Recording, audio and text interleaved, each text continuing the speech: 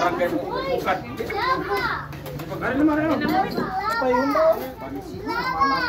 For today's video, nagluto mi og pansit humbaog nilat-an kay ikalimang anibersaryo sa moang papaiting. So pag abot ako diri sa balay, is ready na jud kay nakaluto naman na sila humbaog nilat-an. Pero ang pansit wala pa kay awahiman. So ang akong gibuhat diri is wala ra, nagmarites char bitaw so mauro man sad ni gamay ra ang giluto pero ready naman, nagtagot na, ready na gyud siya, as in ready na. Pero ang pansit ana is ako jud muluto guys, kay murag roll na lang ni nako no, kay ako may late nga nawahi nga tabang diri luto ba. So diri ra chika-chika, stress-stress kinuan. Pero ang uban ani to sa simbahan kay nanimba sila nya, kami wala mi mo simba. Kay ning simba naman ko atong pag kuan ba kato bitong pagsugat. Bitaw ako di kay ko hinimbahon guys, pero night time mo simbasat ko pero always yun na naasa ko ang dughan ang Ginoo guys. So ana ra gud na gud magunsa man ang sikag sumba niya mao na kay ka labtanon kay kastaran be gihapon unya kay namay naabot na mong bisita una so among gisukarag humba og adobo. Unya nagpalit pud siya og pantulak, kanang pantulak naman nagbarog.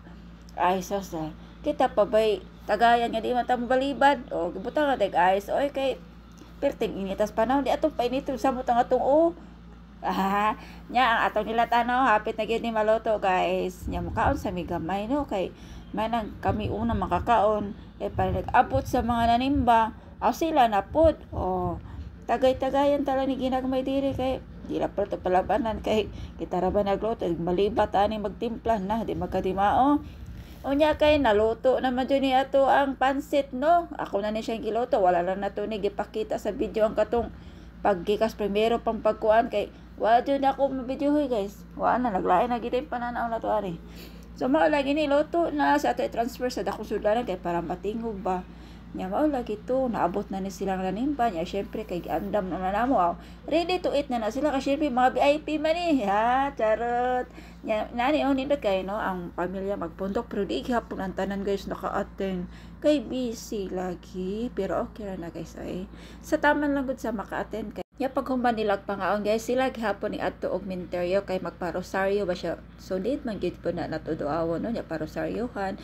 So kami wag gyapon mimikuyog kay kabalo na ni sila grason nga no di jud may atong kami managti ayon no at matos mentoryo kay kabalo na ni sila guys kato si papa kabalo to si mama ug nganong di pa may pwede mo adto. So ang ilang mga expert guys kabalo madyo ko na ara na so mahinaot lang mino nga naagyapon sila nagubay na mong mga anak niya kay kabalo majud mi guys nga di jud to pasagad sila si mama si papa sa mga so, after nila gikan dito sa mentoryo syempre mauli naman jud na diri diha na jud sila nagtagay na pero ako laylo sa tagamay kay bawal tamo tagay ug palabi kay lagi perting inita. So aral tataman bye.